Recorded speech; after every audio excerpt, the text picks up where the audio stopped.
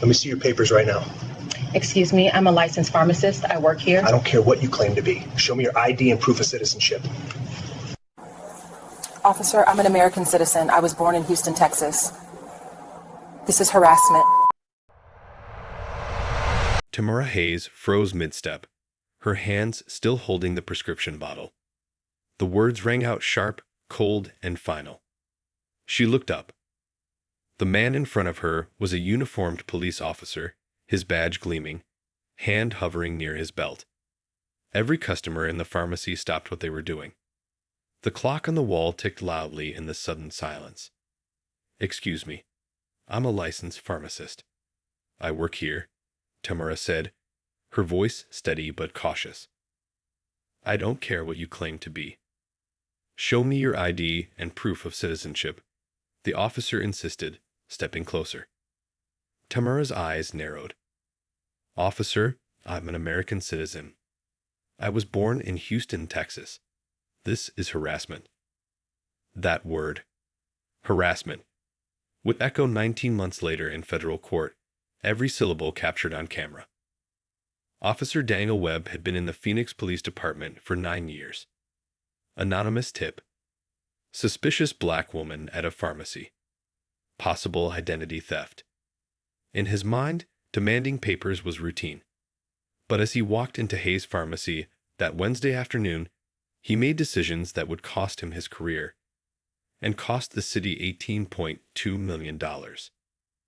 Dr. Tamara Hayes, 38, doctor of pharmacy, had owned Hayes Pharmacy for 8 years. She had earned the Community Health Champion Award for providing free medication counseling to low-income patients.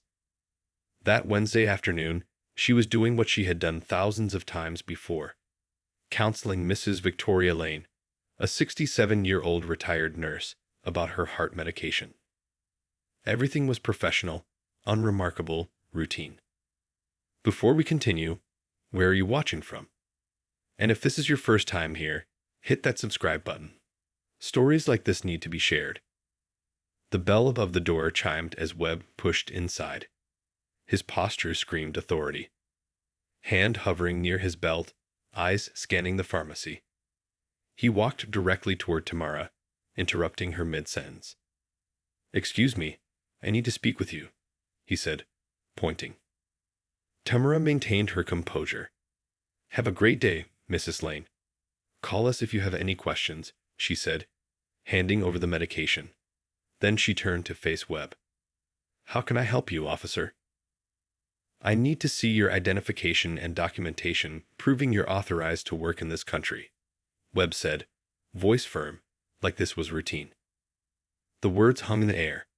Customers froze. Mrs. Lane's face showed shock. Tamara's professional composure shifted to confusion, then dawning realization. "I'm sorry. What?" "Your identification and work authorization papers," Webb repeated. "We received a report that someone at this location may be working under a false identity. I need to verify your legal status." Tamara's hands rested on the counter. Anger rose slowly but deliberately. "Officer, I'm a licensed pharmacist. I work here. You can see my credentials on the wall." She pointed to her framed pharmacy license and Doctor of Pharmacy degree. "That doesn't verify your immigration status," Webb said dismissively, waving them away. "I need government-issued ID and proof of citizenship or legal residency. Now." Tamara's jaw tightened. "Officer, I'm an American citizen. I was born in Houston, Texas. I don't have to prove my citizenship without probable cause. What specific crime am I being accused of committing?" Webb's face flushed.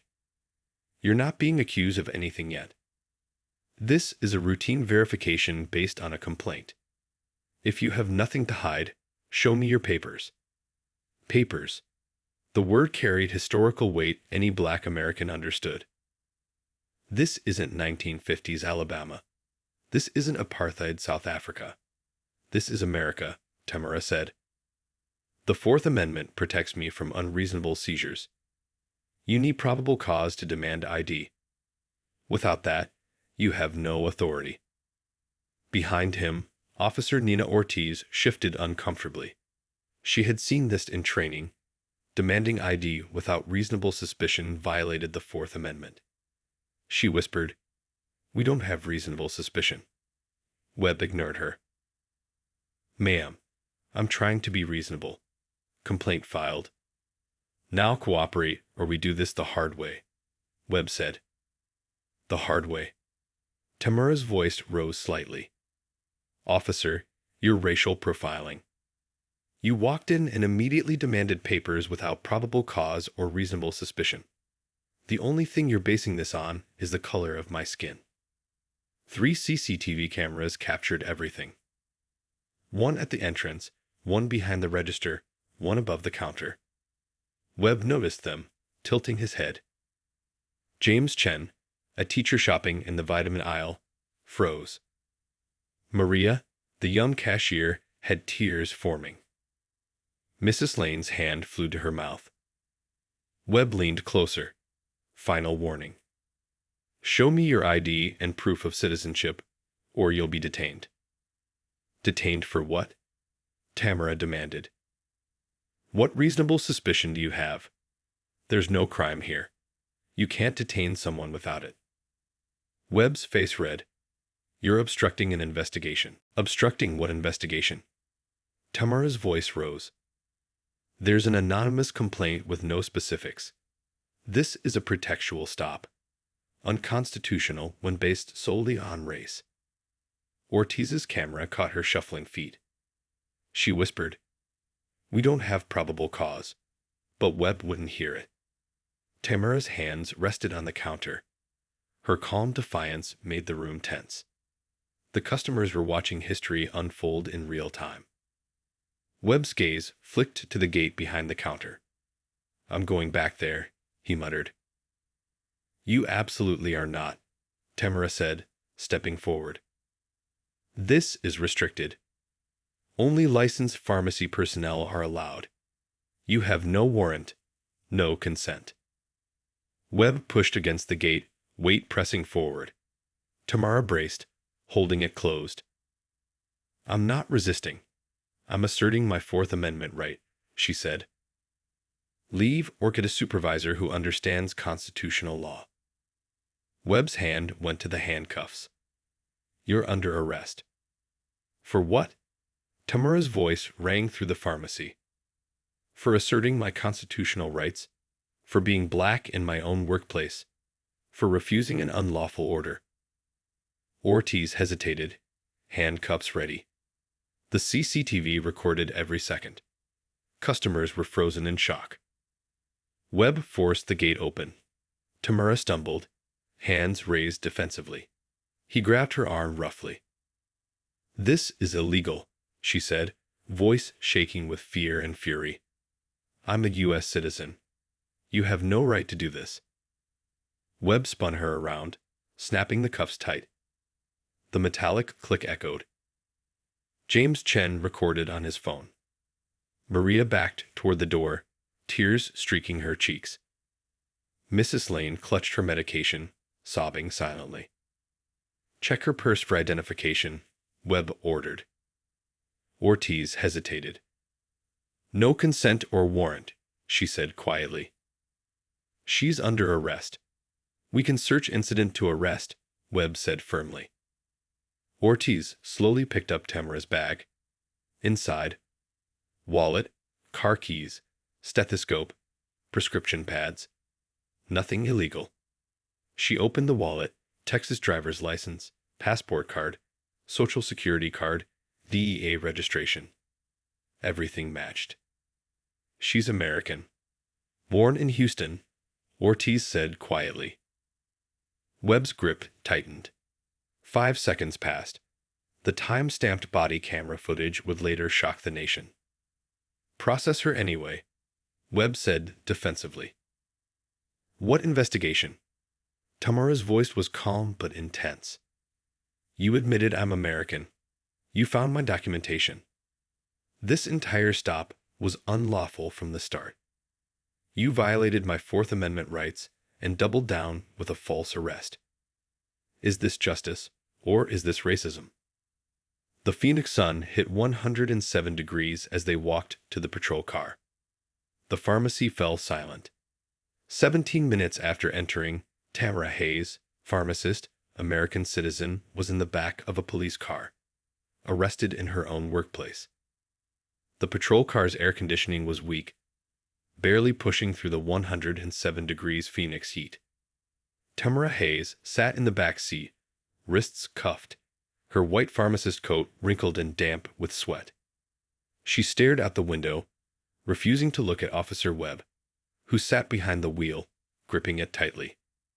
Officer Ortiz remained in the passenger seat, eyes shifting between the road and Tamara, her discomfort visible even under the body camera lens. "My name is Dr. Tamara Hayes," Tamara said finally, her voice steady but firm, breaking the silence. "I am a licensed pharmacist and a United States citizen. I was born in Houston, Texas. I have never committed a crime." Officer Marcus Webb, badge number 5183, entered my workplace and demanded that I produce citizenship papers without probable cause. When I cited the Fourth Amendment and refused, he arrested me. This is racial profiling. This is a violation of my constitutional rights. This is what happens when Black Americans are treated as suspicious for existing in their own country. Her words were crisp, unwavering, and caught perfectly on Webb's body camera. Webb said nothing, gripping the steering wheel as if it could somehow make the situation less obvious. Ortiz shifted in her seat, avoiding his gaze. She knew the constitutional issue. She had seen it clearly when it happened. The drive to the precinct took 30 minutes, weaving through traffic and the harsh Arizona sun. The time-stamped body camera footage captured every minute. Tamara remained calm, breathing slowly, even as sweat beaded on her forehead. She refused to answer any questions. She didn't need to. The law was on her side. At 3:55 p.m., the patrol car pulled into the Phoenix Police Department. Webb opened the back door with unnecessary force, shoving Tamara slightly as she stepped out. "Watch your head," he said, his tone dismissive. Inside, the processing area was cool, fluorescent lights buzzing overhead. Tamara was led to the booking desk. The officer in charge raised an eyebrow at the scene. "You arrested a pharmacist for not showing ID. At her place of work? Were her licenses displayed?" "She obstructed an investigation," Webb said, avoiding eye contact. "What investigation?" The booking officer pressed, voice flat. "An anonymous tip doesn't justify this." Webb hesitated, pen hovering over the arrest report. Ortiz's camera captured her fidgeting, the clear tension on her face. "We received a complaint about possible identity theft," Webb muttered. "And what evidence did you observe that supported the complaint?" the booking officer asked. Silence filled the room. Webb's response lacked conviction. "The complaint gave us reasonable suspicion," he finally said. Ortiz shifted uncomfortably, knowing full well it did not. "Yes," she whispered quietly to herself, captured on her own camera. Tamara was processed anyway. Fingerprints, photos, mugshot. Her licenses and credentials were verified. Everything matched what she had said all along. She was a law-abiding licensed pharmacist, a citizen born in Houston. She had zero criminal history, no warrants, no arrests. Once processed, Tamara was led to a holding cell. Webb's body camera recorded her walking in with shoulders straight, composed despite the humiliation. She did not acknowledge him, did not fight back. Her dignity was intact. Hours passed slowly in the holding cell. 6 hours, to be precise. Finally, she was released on her own recognizance. Charges: obstruction of justice and failure to provide identification during a lawful investigation. The arrest was on public record. Her mugshot entered the system. The humiliation was complete. But Tamara had spent 16 years building her career.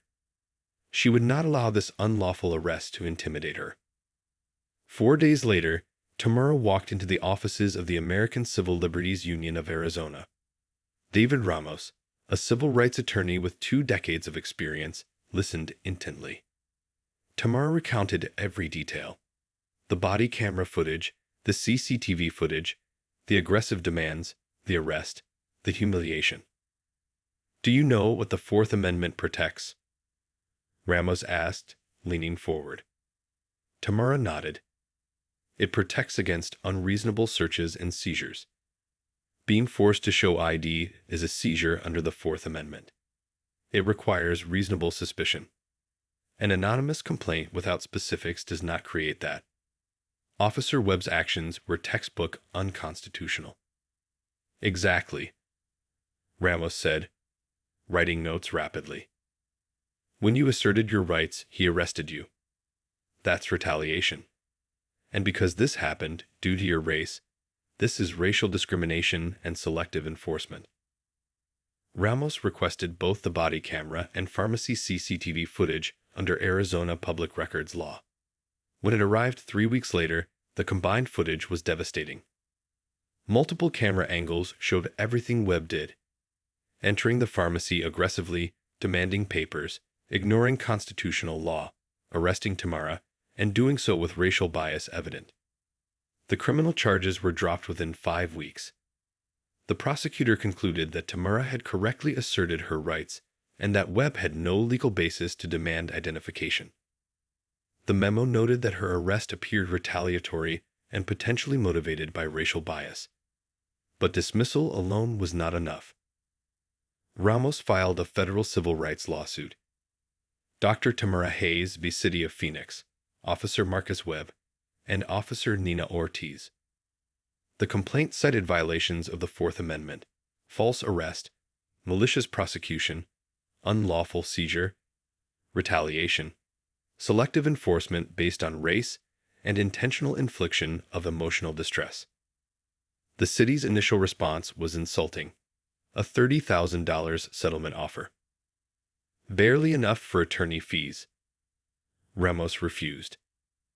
"This is going to trial," he told Tamara. "We have everything: body camera footage, CCTV footage, your knowledge of the law, Webb's own admission that you're American. This is about showing that being black does not mean forfeiting constitutional rights. There are consequences for this kind of violation." For 19 months, they prepared. The case became a lightning rod for civil rights advocacy. National media covered it. Support poured in from the black community, pharmacy professionals, and civil liberties advocates. Court preparations were meticulous. Ramos studied every frame of the footage. He anticipated Webb's defense, that the anonymous tip justified his actions. But the evidence contradicted every claim. Webb had failed to verify the complaint, ignored the clear signage of Tamara's licenses, and unlawfully entered a restricted area to enforce a false arrest. Tamara practiced her testimony daily. She focused on clarity and calmness. She knew the stakes: her reputation, her career, her life's work, and the broader civil rights issue for every black American. Every word had to land perfectly in court. The ACLU and civil rights groups mobilized, preparing statements and briefs. Arizona law provided strong precedent. Police may demand ID only with reasonable suspicion, not based on race, not based on an unverified tip. As trial day approached, the story had already spread across social media. Pharmacist arrested at work over anonymous complaint. The public was outraged. The pharmacy community expressed solidarity.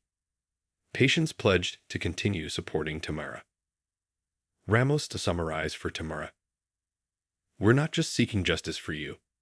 This case sets a standard. Police cannot demand papers without reasonable suspicion. You are the symbol for everyone subjected to unlawful stops, searches, and arrests based on race. We are prepared for trial, and we will win." Tamara's focus remained on truth and composure. She knew this was bigger than her. It was about defending constitutional rights against abuse of power and racial profiling. Weeks turned into months of preparation. Exhibits were labeled. Videos analyzed frame by frame. Witnesses prepared. Every detail mattered. Finally, the courthouse doors opened on the day the trial began. The courtroom filled quickly. Civil liberties advocates, members of Phoenix's Black community, pharmacy professionals, and journalists. Cameras and recording devices lined the walls. The atmosphere was tense, electric. The jury of 12 watched the opening presentation. Body camera footage played, followed immediately by CCTV footage, giving multiple perspectives. Webb's aggression, the unlawful demands, Tamara's composure, and the reactions of customers were visible from every angle. Jurors leaned forward, riveted. Tamara's moment to testify would come soon. Her words, her presence, her courage would carry the weight of 16 years of professional life. And the burden of proving the law applies to everyone equally. The trial had begun, and the nation was watching. The courtroom was silent as Tamara Hayes walked to the witness stand. She carried herself with a calm authority that only comes from decades of professional discipline. Every eye in the room seemed to follow her, the jury, the spectators, the media, even the defendant's attorneys. Cameras and phones from journalists recorded every movement. This was more than a trial. It was a statement about justice, race, and constitutional rights. David Ramos, her attorney, nodded at her from across the room. Tamara adjusted her coat, took a deep breath, and began. My name is Dr. Tamara Hayes. I am a doctor of pharmacy. I was born in Houston, Texas, on March 15th, 1986. I have never been arrested before, and I have never committed a crime. On April 14th, 2023, Officer Marcus Webb and Officer Nina Ortiz entered my pharmacy and demanded that I produce identification and proof of citizenship without probable cause. I refused because I knew the request was unlawful. The prosecutor nodded, then played the body camera footage from the pharmacy. Webb pushing through the door. Tamara standing behind the counter. The demand for papers. Tamara calmly citing the Fourth Amendment. Every second captured. The jury watched closely as Tamara's voice echoed from the footage. Officer, this isn't 1950s Alabama. This is America. I do not have to prove my citizenship without probable cause. One juror whispered to another, their eyes wide. Some jurors' hands trembled slightly as they absorbed the tension and the courage in Tamara's response. Ramos stepped forward. Dr. Hayes, can you tell the jury what you were doing that afternoon before the officers arrived? I was consulting with Mrs. Victoria Lane, a retired nurse, about her heart medication. I've done this thousands of times in my career. I was performing my duties as a pharmacist. My licenses are clearly displayed on the wall.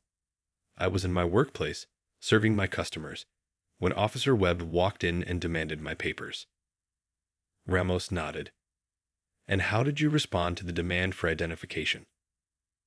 I told him that I am an American citizen and that he had no legal authority to detain me or demand ID without probable cause. I offered to have him speak with a supervisor if he needed verification, but he insisted on arresting me. The prosecution showed the CCTV footage next. The overhead view captured the customers frozen, the expressions of shock, fear, and disbelief. Tamara's posture remained composed. Webb's movement toward the restricted gate, his aggressive attempt to enter, every interaction with Tamara, the jury saw it all. Ramos asked, Dr. Hayes, did you physically resist the officers when they attempted to arrest you? No, she replied, her voice firm. I placed my hands in front of me defensively, but did not strike, pull away, or use force. I only asserted my rights under the Constitution. The jury leaned in. The combination of body camera and CCTV footage left little room for dispute. Every angle corroborated Tamara's testimony. The officers' claims of obstruction or resistance crumbled under the visual evidence. Ramos continued, Dr. Hayes, Can you explain what the Fourth Amendment protects? It protects all Americans from unreasonable searches and seizures, she said. Being forced to produce identification is considered a seizure. There must be reasonable suspicion of criminal activity. An anonymous tip without specific details does not qualify. Officer Webb had no evidence, no probable cause, only a vague complaint based on the color of my skin. A murmur ran through the courtroom. Some jurors' eyes filled with tears. This was more than law. It was lived experience, captured on tape. Ramos introduced Professor William Chen from Arizona State University's Sandra Day O'Connor College of Law as an expert witness. Professor Chen, based on your review of this case, did Officer Webb have reasonable suspicion to demand Dr. Hayes' identification? Absolutely not, Chen replied. Anonymous tips alone, without specific, articulable facts, do not meet the legal standard for reasonable suspicion. Demanding identification under these circumstances is unconstitutional. Dr. Hayes' refusal was lawful. Her arrest violated settled legal precedent. Ramos asked, did the officers have any evidence that Dr. Hayes was engaged in criminal activity? None whatsoever, Chen said firmly. All the evidence shows she was performing her professional duties. She was compliant, respectful, and calm. This arrest was unjustified and motivated by bias. Next, the trial focused on emotional distress and professional impact. Tamara testified about the humiliation of being handcuffed in her workplace, the reactions of her customers, and the potential damage to her professional reputation. She described the 6 hours in a holding cell, the fear, and the uncertainty of whether her livelihood had just been destroyed. I have spent 16 years building my career, she said, her voice quivering slightly. I did nothing wrong. I was following the law and upholding my duties, and yet I was treated as a criminal simply because of my skin color. The officers acted as if my existence was suspicious. The jury could feel her pain. They saw the mugshot, the fingerprints, and the booking records. They saw her professionalism contrasted with the officers' unlawful aggression. Ramos summarized, Dr. Hayes, what did you do after the arrest? I contacted the American Civil Liberties Union. We requested body camera and CCTV footage. I worked with my attorney to file a federal civil rights lawsuit against the city and the officers. Charges were later dropped, but that was not enough. The violation of my rights, the racial profiling, and the emotional harm required legal action to ensure accountability. The courtroom watched the interplay of law and lived experience unfold. Tamara's voice never wavered, her demeanor steady, commanding respect. Next, Ramos called Officer Ortiz to testify. She described the events but was careful not to contradict Webb directly in her account. Her testimony, combined with her own body camera footage, showed reluctance, acknowledgement of procedural errors, and implied validation of Tamara's claims. The officers had no legal basis, Ramos said during closing arguments. All the footage confirms Dr. Hayes acted lawfully. The city allowed these officers to operate without oversight, without accountability, and without respect for the Constitution. This is a systemic problem, and the jury's verdict can begin to address it. During deliberation, jurors repeatedly referenced the body camera and CCTV footage. They discussed the aggression, the unlawful demands, and the clear constitutional violations. Some jurors cried openly, recounting their own experiences with bias and profiling. They understood the broader implications beyond this single case. After 3 days, the verdict was delivered. The courtroom was packed. The jury foreman stood. We find the defendants liable on all counts. The room erupted. Tamara collapsed into Ramos's arms, tears streaming freely. Relief, vindication, and validation hit all at once. The supporters in the courtroom cheered. National media outlets covered the moment instantly. The story became symbolic, representing the fight against racial profiling and unconstitutional police actions. The damages phase lasted 2 weeks. The jury awarded $10.7 million in compensatory damages for lost wages, emotional distress, and reputational harm, plus $7.5 million in punitive damages to punish the city for allowing officers like Webb to operate without oversight. Total, $18.2 million, the largest civil rights verdict in Arizona history.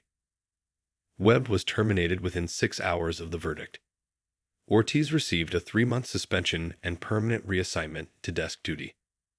The Phoenix Police Department announced sweeping reforms: mandatory Fourth Amendment training, new policies prohibiting ID demands without articulable suspicion, and independent oversight for racial profiling allegations. Tamara used part of her settlement to establish the Fourth Amendment Defense Fund.